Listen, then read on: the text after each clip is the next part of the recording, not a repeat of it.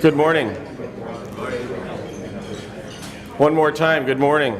All right, well trained here. Well, it must be some university professors and students and chancellors in the audience. My name is John Harris with A5. We're a branding and interactive firm and co-producers of GreenTown, and we'd like to welcome you to GreenTown Michiana this morning and the mayors and elected officials breakfast. Thank you. It's an honor to have all of you here for breakfast this morning. I'd like to introduce our co-producer of GreenTown, Gary Kneen, with 7 Generations Ahead, standing in the back of the room. And thank you to Gary. You'll hear more from Gary as the morning and the day unfolds.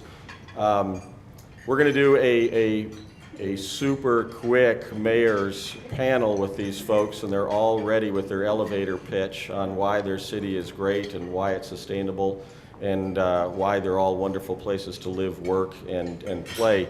But before we get started with the program, I'd like to recognize a few folks. Number one, the core committee that has worked so hard on the event yesterday, that started yesterday and is today, and that includes not the least of which Mike Keene from IU South Bend Center for a Sustainable Future, Chuck Lehman from Lehman & Lehman, one of the world's finest landscape architects, Krista Bailey with the IU South Bend Center for a Sustainable Future, Becky Kliss from Green Connection and Michigan's Great Southwest Business Forum, and again, Gary Kneen and the rest of the folks. I'd like to also thank the City of South Bend and the City of Mishawaka for hosting us here in this Michiana-wide event, and of course the Doubletree Hotel, which has done some wonderful things and is doing a zero-waste event. By the way, if anybody's wondering why no bacon, why no meat for breakfast, it's because we are composting all food scraps, and the hotel has done an amazing job of working toward doing food scrap composting, but this is a trial run for them. So separating out meat and from everything else, we're going to do that at lunch. That's our trial run. So in case anybody's wondering, we weren't skimping on the bacon or the sausage. There is a real reason it's a zero-waste event. So to recognize a few folks here, we have a brand new university president, the Chancellor of IU South Bend, Terry Allison, is with us this morning. Welcome, Terry. We also have, Mayor Pete Buttigieg. I know it's pronounced more sophisticated than that, but thank you. I know you're good about that, from the great city of South Bend. Former Mayor of Madison, Dave Cheslevich, is with us this morning, and he'll be talking about bicycle planning and bicycle culture, Madison, Wisconsin, later today. Mayor Karen Freeman Wilson from the city of Gary, Indiana. Thank you, Mayor Freeman Wilson. Mayor George Hartwell from Grand Rapids, whom you're going to hear from twice this morning, and I know you're going to be intrigued and excited to hear him. Mayor Alan Kaufman from the city of Goshen, Indiana. Thank you, Mayor Kaufman. And we have Mayor Don Lyons from the city of Dowagiac. Mayor Lyons, thank you for coming over to South Bend. And Mayor Dave Wood in the back there from Mishawaka. Thank you, Mayor Wood. And a special recognition to Tom Topash, who is a councilman with the Pokagon Band of Potawatomi Indians. Mr. Topash, thank you for joining us.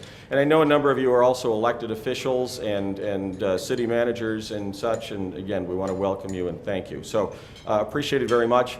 Quick shout out to a couple of key people too, Kurt Concrete, Steve Fiddler, and Mark Walker. If you want to talk pervious pavers, Kurt Concrete is doing a lot of great work in this area, and their ZeroPave product, and Mark's going to be talking about that a little bit later on.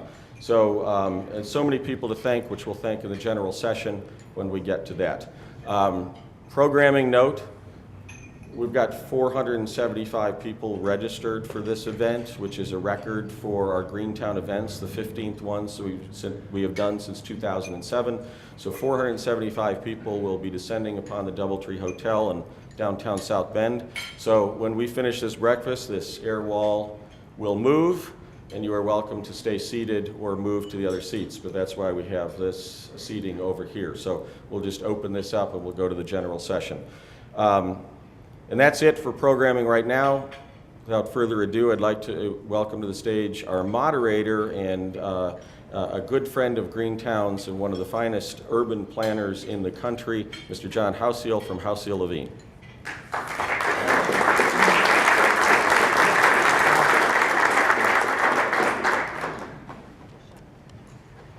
Good morning, everybody. This is about my, fourth or fifth Greentown that I've had the privilege of working at and being involved with. And I always request and sort of angle myself to work with the mayors on these. And the reason being is, like any other initiatives and being sort of the first out of the gate at trying to get something done requires leadership, requires somebody to carry the heavy load, to bring people behind them, with them on that initiative and vision, and to recognize the need for establishing strategic partnerships to get anything done. Because, believe it or not, municipalities can't do everything by themselves, one. And two, a lot of issues that we are now facing as communities are not bound by municipal borders. Maybe more than at any time in the past, the issues that are of most prevalence and of most importance to residents are not municipal issues, but issues that transport those boundaries: pollution, sustainability, regional economies. It may be a riparian corridor that cuts through several municipalities. It may be traffic congestion and a transit system that needs to be operational beyond the borders of one city and including several. It's the leadership of these communities that makes any of these initiatives possible, and it's not an easy thing to do. So the mayor's breakfast and the mayor's panel always, I find, to be one of the most interesting sessions of the two-day Greentown event, wherever they are, whenever they are held. And we're lucky enough this morning to have 4 different mayors from 4 communities that are all in their own way embracing the notion of sustainability and how to make their communities more livable, more green, and more sustainable going forward in different ways. To me, this is the session where you can really learn what it takes to get some of these initiatives underway and off the ground. As we hear the speakers present, local governance is difficult for those of you in the room who are elected officials or have the privilege of working with elected officials. And as challenging as local government might be, may not be as challenging as limiting a mayor to speaking for 3 minutes. So you're going to see them tested this morning. We've got 4 mayors. Let me introduce them and have them come up to the panel, and then we'll start the session. The first is Mayor Alan Kaufman from the city of Goshen. Next, we have Mayor Pete Buttigieg from South Bend. George Hartwell from Grand Rapids. And Mayor Karen Freeman Wilson from the city of Gary, Indiana.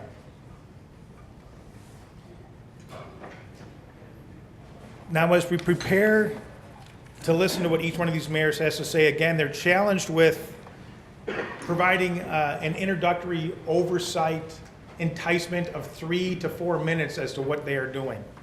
So I'm going to challenge the people in the audience with this. As a panel moderator, in the anticipation of people in the audience not asking good follow-up questions, I have some prepared. I just as soon not ask my questions and listen to the questions that you have. So when they are speaking, take notes mentally, write them down, use your iPad, whatever you've got, but really think about the questions that you think, not that you should ask to show others in the room and impress them with the knowledge that you have on the issue, which is what a lot of people ask when they ask questions, but ask questions that are hard-hitting and finding out at what you think people in the audience might need to know. They might be the questions that are a little bit more uncomfortable for a mayor attempt to answer. Why didn't it work, Mayor? What was the hardest part about getting the private sector on board? There was a lot of initial upfront cost. How did you sway those that were necessary to have involved that initially had no interest in doing so? What are some of the questions that we can ask these people after they get done speaking that you think would be the most helpful for the other elected officials and support in the audience to know? So be thinking of that. Without further ado, again, because they've only got a few minutes, let's get this rocking and rolling. The first mayor, I'm just taking them off my list here in order, so no preference for how big your city is or what you're doing. The first one is Mayor Alan Kaufman from Goshen. Paul was born and raised in Goshen and has made the town his home his whole life. He's worked there for 30 years with NBS Office Supplies and eventually ended up running that business. Graduated from Goshen High School in 1967. Now, some of the bios I'm reading off may tip the age of some of the folks up here, so don't, those inadvertent or intentional. I say, there you go. There you go. Career in politics was established early. Graduated from Goshen High in 1967 and Goshen College in 1971. Prior to serving as mayor, He served as a city councilman for 16 years and was the chair of the finance committee. He was elected mayor in 1997 and received the Russell G. Lloyd Distinguished Service Award. Mayor Kaufman is going to spend a few minutes talking about some of the environmental and sustainability initiatives for the city of Goshen. So, Mayor Kaufman. Thank you. I'm pleased to be here. Do you want to come up here to focus attention? That'll be great. And I'll give you the hook after about 3 or 4 minutes. Pleased to be here. It's hard to talk about all the sustainable things in Goshen in 3 or 4 minutes, but I'll touch lightly on it. The Indiana Association of Cities and Towns every year has an award called Green Community of the Year Award. And City of Goshen had never applied for that, and a few years ago I decided, well, let's see if we can meet the minimum number of points to be a green community, just the minimum number of points. And so I started writing down and gathering all the sustainable things that have been happening in Goshen without me thinking about them, all our department heads. And it became a pretty impressive list, and we filled out the application. Lo and behold, we became the Green Community of the Year for cities under 50,000 people. It was a pretty big deal for us at the time. Now, we haven't applied since then because I didn't want to go through the process every time, but it was impressive the things that we were doing. When I came into office, we had started our long-term control plan for the elimination of combined sewer overflows into the river. We're one of the 106 communities in Indiana that was discharging raw sewage to the river. We were the first community, one of the first communities in Indiana to have our long-term control plan approved by the Indiana Department of Environmental Management, and we have finished our projects with a $35 million wet weather facility to retain water and treat it and not go into the river. And it was put into service in November of 2011 and has worked exactly like it was designed to work. So we're not discharging to the river. We're pretty proud of that. We had to raise our sewer rates. The people of Goshen had to choke hard and pay a little bit more. But we know that other communities are going to be working on these things for the next 20 years and raising their rates. So we're really not out of line. We're pretty proud of our bike and pedestrian path system. My predecessor had put a plan together for a bike system that connected parks and schools and government centers and downtown before there was even T21 funding or CMAQ. He had no way of knowing how he was going to pay for these things. And when those things came about, when those funding mechanisms came about, we were one of the few communities that had a plan. So it was easy to get that first grant. And when you do something good with the first grant, the second grant comes easy, and the third grant comes easy, and so they kind of roll. So we've developed a good path system in Goshen. We're proud of that. We're a bicycle-friendly community designated by the national organization. We're proud of that. I guess I'll stop there. I could go on. But we've got a wonderful community. I don't want to say too much good about Goshen because I don't want to depopulate other cities that are here. I do want to put in just a short plug for things that you'll be hearing about in the next year, and that's through the Indiana Association of Cities and Towns, a Trust Local campaign. We're asking the state legislature to let Dave Wood and Pete Buttigieg and Dick Moore and Alan Kaufman and all the other mayors and their city councils to make decisions that are appropriate for their communities and not make all these decisions in Indianapolis. And if we can do that, and if we have the funding to take care of our communities, we will continue to make them the kinds of places that we're all proud to call home. And when we're proud to call our communities home, we know other people will see that and want to move there also. So thank you for inviting me. I'll be glad to answer questions when the time comes.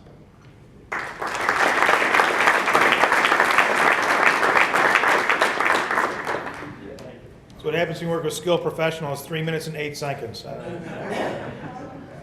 The rest of you, he set the bar pretty high. So yeah.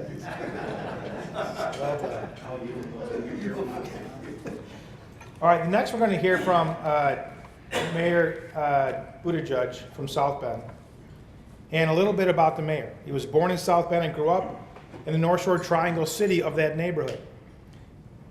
Underachiever his whole life. He was a valedictorian, St. Joe High School in 2000, and graduated from Harvard University in 2004. He worked for former U.S. Defense Secretary William Cohen in Washington, D.C., before he was awarded a Rhodes Scholarship to study philosophy, politics, and economics at Oxford from 2005 to 2007. Sounds like a pretty good prelude to public office to me. After obtaining a degree from Oxford, Buttigieg worked with McKinsey & Company, a top consulting firm where he was responsible for advising senior business and government leaders in major decisions related to economic development, energy policy, strategic business initiatives, and logistics. His work took him around the country and the world, including Iraq and Afghanistan. Mayor Buttigieg was sworn into office as Chief Executive Officer of South Bend. He's the 32nd mayor of the city, and he was sworn in July 2012. So, Mayor, your time is up now to speak, and we want to thank you again for having your lovely city host Greentown today. So, Mayor.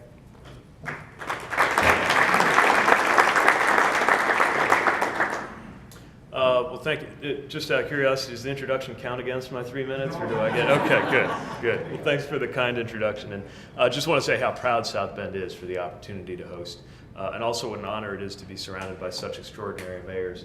Mayor Kaufman is a leader in trying to make sure that cities are not just treated as another interest group when we're down in the state, but that we're able to make local decisions. I had a great time getting to know Mayor Hartwell and think that in many ways South Bend is catching up to a lot of the solutions and a lot of the ways forward that you found in Grand Rapids, a city that we have so many affinities with. And Mayor Freeman Wilson came into office the same time I did, and somebody I've come to really admire and learn a great deal from in how to work on a city. Now, Mayor Dave is here as well from Mishawaka, and Mayor Dave Chislevich, I just want to thank you for blazing the trail for mayors with unpronounceable surnames everywhere. It gave me great heart when I was first running, and I learned that you got elected somehow. I figured that maybe Mayor Buttigieg had a chance as well, so thank you. We pride ourselves in South Bend on doing everything we can to make sustainability not just a corner of what happens, not a special department, but a way we think about everything we do. And I think that's the challenge in front of us, is to have sustainability not feel like an item on a checklist or a specialty, but really a way of thinking and something that becomes woven through the way we make decisions. For us, that takes a couple of forms. The first is in the actual work of the city itself, not so much the community at first glance, but the enterprise of running a city. You have to make sure that side is sustainable, or nobody will believe you when you're talking about the need for the community to be sustainable. So in our own operations, our trash trucks, for example, that we're making more sustainable by having them run on containerized natural gas. Our combined sewer overflow work, as Mayor Kaufman was referring to, deploying, and this is something that a brilliant innovation that took place in my predecessor's administration, using little sensors to beam information about what's going on in those sewers through a system that, to make a long story short, has radically reduced the amount of pollution going into the river. Making sure that even just seemingly simple things like lighting are better organized, because so much energy is dissipated unnecessarily in lighting, heating, and we can make better decisions as an enterprise. So we start by trying to lead by example. But really what the city itself does in city operations is only the beginning. What's most important is what the community does. And to put the community in touch with its potential when it comes to sustainability, I think our challenge is to make it clear that being green, being sustainable is not newfangled. We were doing it all along. We were doing it before it was cool, and in some ways we need to get back to it. The Studebaker Car Company was making electric cars in 1904, before we unlearned electric cars and went into gas. Most of our downtown ran on hydropower before it ran on fossil fuel power. That's why we have things like the East Race and the waterfall by Century Center. So it's always been in our culture and in our tradition. We just didn't pay attention to it at the time. Now we are, and we need to pay attention to it at every level of life, from every individual meal. And some of the most exciting things happening in this community have to do with things like food sustainability, the community garden movement. Unity Gardens grown to more than 50 gardens in the space of just 2 or 3 years, all the way up to the grandest scale, which is what kind of built environment are we going to live in for the years to come. Right now, we have a built environment that privileges getting in, through, and out of our city as quickly as possible. It's all about driving. And we're trying to make sure that we have a structure for the way our city works and is laid out that, yes, makes sense for drivers, but also makes sense for people on foot, so that you might walk around and inhale the life of a city. in ways that might be spontaneous and unexpected, and we think more economically beneficial, but most certainly also more sustainable. We're proud of our bikeway, which connects about 60 miles now of routes throughout the city of South Bend and connects them to neighbors like Mishawaka. And we're learning to think, I'll just close with this, we're learning to think in a more regional way too, because the environmental challenges, and therefore the environmental solutions around us, don't really care about city limits. Only politicians tend to care about city limits. And Mayor Dave knows this, and we have the mayor of Dowagiac here, and we're all in the same viewing area of a TV station. I use that as a shorthand. If I'm getting your severe thunderstorm warnings, you're in my environment, and the choices we make are going to affect each other, regardless of state and civil boundaries. And we're learning to think that way. We got a long way to go, and a conference like this is a terrific way to keep powering that regional mentality and that problem-solving spirit that is going to allow us to, I believe, hit the next level when it comes to sustainable choices. Thank you.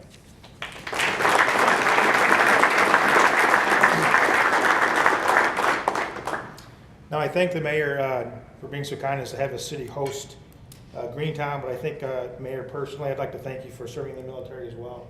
I think it's something that really means a lot to me. I think everybody else in the room, so I want to thank you for that as well. So.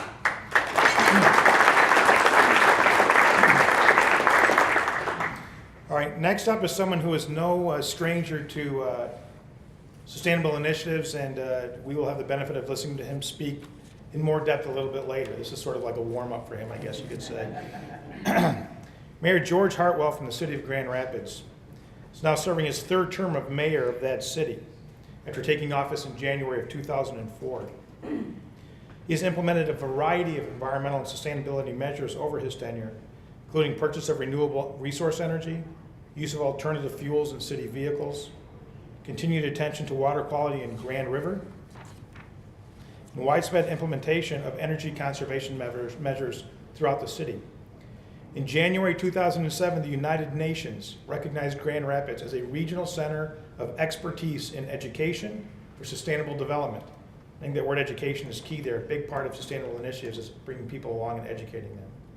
Grand Rapids is widely recognized as one of the most sustainable cities in the United States. In 2010, the U.S. Chamber of Commerce gave Grand Rapids the nation's most sustainable city award. And in 2012, Mayor Hartwell was given the first place Climate Protection Award by the U.S. Conference of Mayors. Ladies and gentlemen, Mayor Hartwell.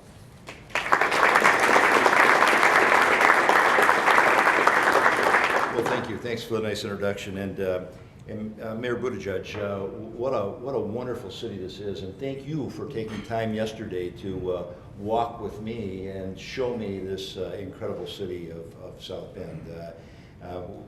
Although the mayor was kind in saying that South Bend is working on catching up with Grand Rapids, 30 years ago, what you did with your East Race is exactly what we're trying to do with our Grand River today. So we're running to catch up with you.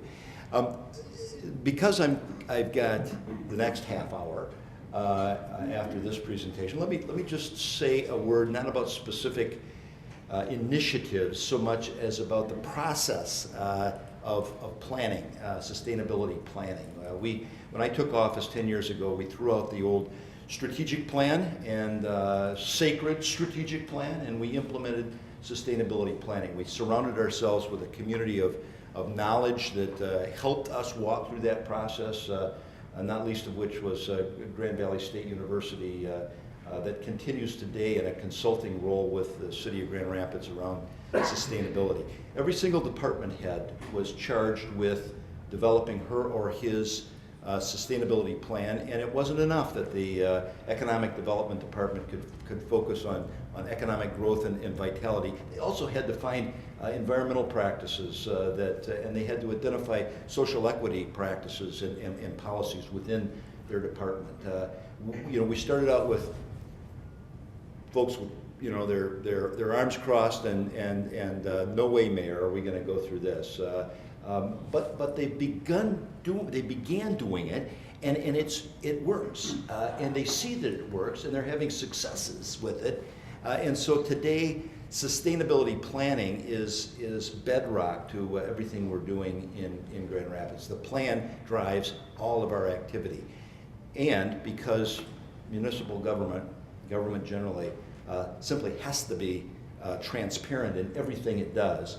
We post that plan on the website. We've got metrics that we measure relentlessly, and we post our progress, good, bad, or ugly. Our progress gets posted on the website so that it is both an affirmation and an encouragement to the city and to department heads to persist and even reach farther in their sustainability planning. So I'll sit down and yield the remainder of my time to the great mayor of Gary, Indiana, Mayor Karen Freeman Wilson.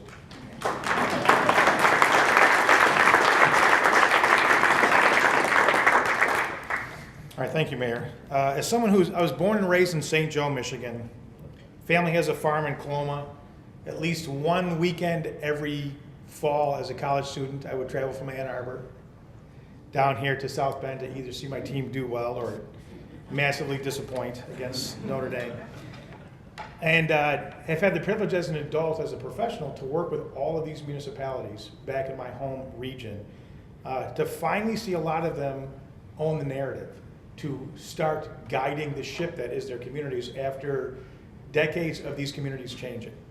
And really seeing some of the remarkable things that people are doing to reinvent themselves as a community as they grapple with a lot of issues. Mayor Karen Freeman Wilson from the city of Gary is the first woman to lead that city as mayor. She is the first African-American female mayor in the state of Indiana. She was valedictorian of her graduating class at Gary's Roosevelt High School and went on to become an honors graduate at Harvard College and Harvard Law School.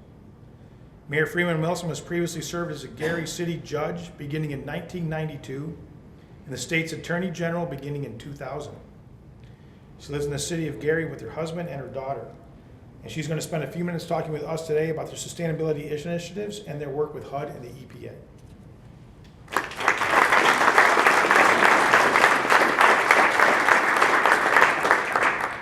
Thank you, John, and good morning. Thank you also to GreenTown Michiana for this opportunity, as well as the opportunity to sit with these tremendous mayors. I've had a chance to get to know each of them in different ways, and I really appreciate all of their work. First I want to address John's charge to you about hard-hitting questions, and just remind you that it's Friday morning and it's a little early, so kind of rethink that. But, we in Gary have had a tremendous number of challenges, and many of our panelists and those of you in the room who have worked in industrial cities who are trying to change their face understand this. But what might seem as formidable challenges, budget deficits, a tremendous problem with abandoned buildings, and a variety of consent decrees with many agencies of the federal government. One of the things that you learn to have in your toolbox as a mayor with those types of challenges is the ability to see a silver lining in every cloud. And so this is our opportunity to really create sustainability in the city of Gary. So as an example, one of our greatest projects right now, or one of our most important projects right now, is to tear down a hotel that has been an eyesore in our community forever. In fact, those of you who travel through the Indiana toll road see it because you can see right through it, and have seen right through it for 15 years. Next week, we will receive bids for the demolition of that building, but in planning for the demolition of that building, we've looked at what goes there, what will the green space look like, how do we plan, even in the demolition, for sustainability? And there are a variety of examples. John referenced our work with the federal government. I would expand that to even talk about our work not only with the federal government, with HUD and the EPA, but with also the University of Chicago, Indiana University Northwest, as well as Northwestern. One of the things you learn to do when you don't have the resources that you would necessarily like is to get what you need at no cost. And so we've worked with the students at the Harris School of Public Policy to develop green projects. We've worked with the faculty and students at Indiana University Northwest to do the same thing. We have, I've been very fortunate to be mentored by Mayor Daley to look at some of the deconstruction projects that he has instituted in the city of Chicago and some of the other green projects. But as you all know, it really starts with how you think. And that's really what we've done in looking at the Northwest redevelopment project throughout the north side of the city. And so it's anchored by the hospital in one place. It's anchored by our downtown area in another place. It's anchored by our lakefront in another place. And all along those places, even in the face of brownfields, in the face of other challenges, we've looked at the assets that will anchor and create a more sustainable Gary. The beautiful Lake Michigan, the efforts that we are undertaking to deal with a long-term control plan and the historic pollution of the Grand Cal and Little Cal rivers. And all of that is done not just with the city, but with HUD, the EPA, the Department of Transportation, other federal agencies, and it's done under the leadership of Brenda Scott Henry, who's here today as our Director of Green Urbanism. And so it's a great opportunity. There's a rap song, for those of you who like rap, by Drake called "Started from the Bottom, Now I'm Here." And so we're certainly starting from the bottom and we're moving. And ultimately we'll be able to say, now we're here. So thank you.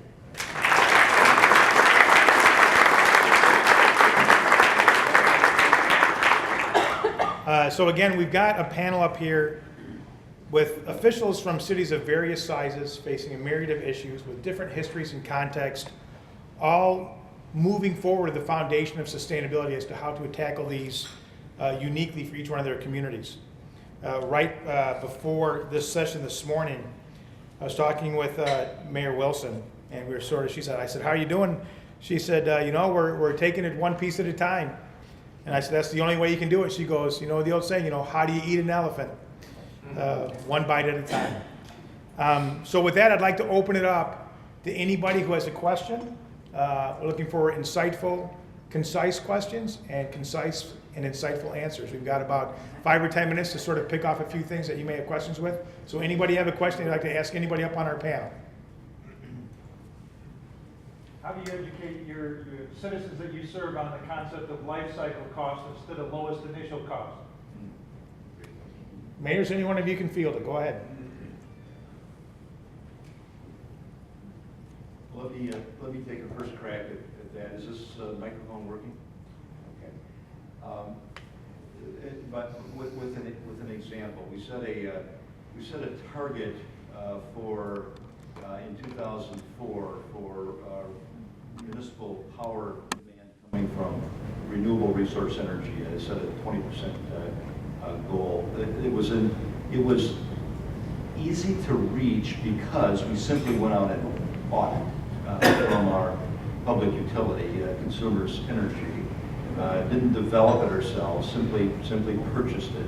But it came at a premium, and so in order to make that purchase, we changed out some pumps at our Lake Michigan water filtration plant. Grand Rapids sucks 51 million gallons of water up a big straw every day from Lake Michigan. And we traded out some of the pumps that are there, massive pumps, for energy efficient pumps. And sequester, don't use the word sequester, that's a bad word. Kept the savings and said we're going to invest the savings in green power, and in so doing it cost the citizens of Grand Rapids no more to take 20% of their power from renewable energy than it would have from fossil fuel burning energy. So there's just one example of how how you can frame it and without actually costing people more. Can I answer the question in a different way, Gary? First of all, for those of you who don't know who asked that question, Gary Gillott is one of the, I consider, the leading gurus in the state of Indiana for sustainability and life cycle costs and all those things.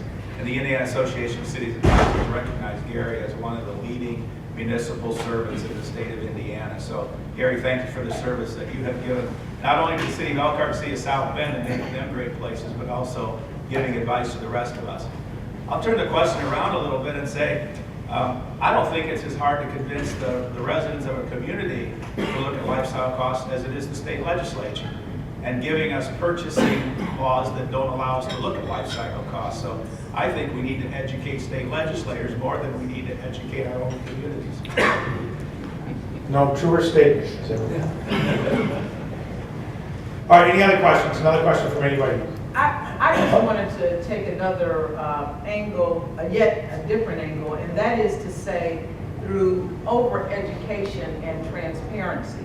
When you have a citizenry who may not be as acclimated to looking at sustainability, then you really do have to over-educate on every issue and every initiative, and you have to have a very transparent process.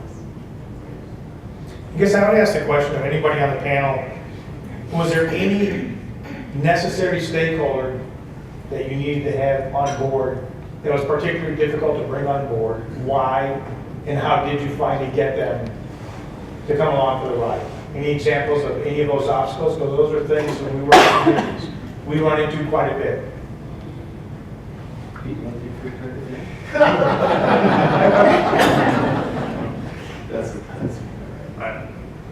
I guess I'd echo Alan's thoughts a little bit. As long as there have been executives, there have been legislatures. And that's true at the municipal level and the city council, as well as at the state level and the state legislature. Anytime you're trying to undertake something that costs money or anything that entails change, it will arouse resistance. It's just the way things are. Again, for us, part of how we're trying to do this is to put people in touch with what we think is a tradition that before it had a name was still there, that we had a tradition of sustainability. This, by the way, is one reason it's been exciting to see the Kagan Band and Potawatomi Indians who are represented here take more and more of a voice in the community, because there are traditions in the relationship to the land and the air and the water around us that predate the very organization of our city as we know. And as I mentioned earlier, traditions from even within our industrial era. It was not known for being the cleanest, but it was water powered at the time. And there are things we can get back in touch with. I don't talk about introducing two-way streets and pedestrian-friendly streetscapes. I talk about restoring them because we have them. So sometimes you can take the edge off what seems like a newfangled change by reminding people how it's actually consistent with the best of how we've always organized our lives.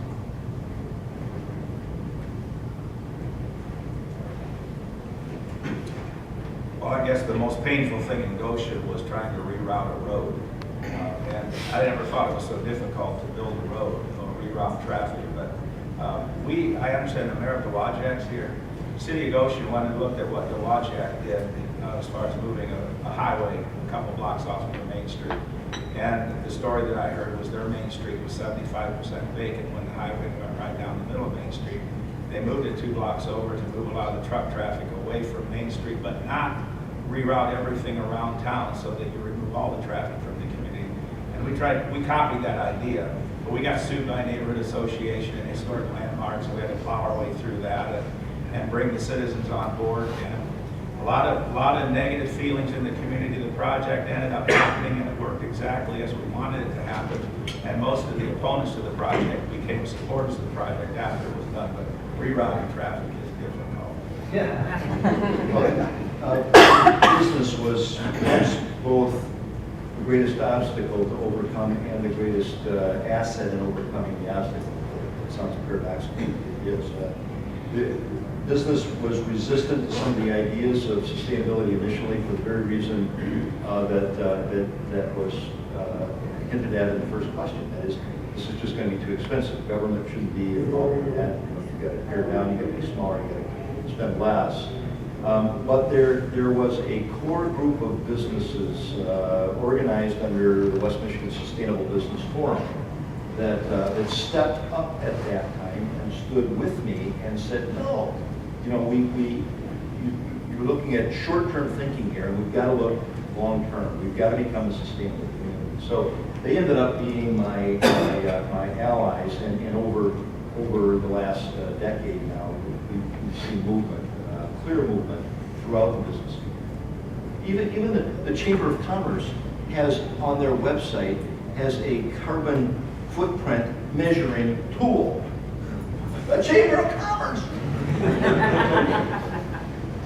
I think, with that, we're running a little bit low on time and getting my signal in the back, so just a couple of things to close on. From my observations, again, all my clients are municipalities, and I work across the United States with agricultural towns of 600 people in Tennessee to major metropolises of millions of people, and anything and everything in between.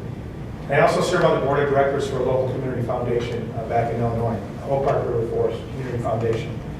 Gary Kineen is on our sustainability initiative for that as well.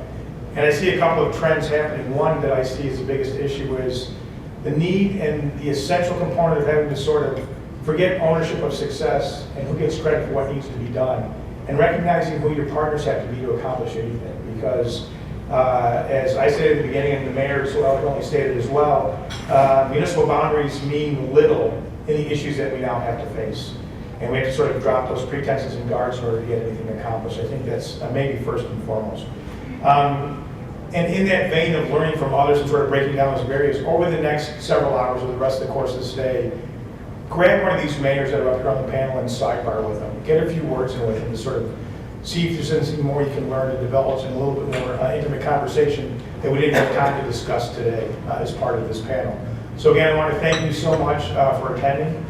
Mayors, thank you so much for your insight and for your time here this morning. And at GreenTown to sort of share your expertise and insight and knowledge with the rest of the group. And hopefully this can be the beginning of a network for those of you that don't have that network in place, and for continuation of that network for those of you that have begun to reach out to see how other people are beginning to achieve success. So with that, thank you so much this morning, and enjoy the rest of the program.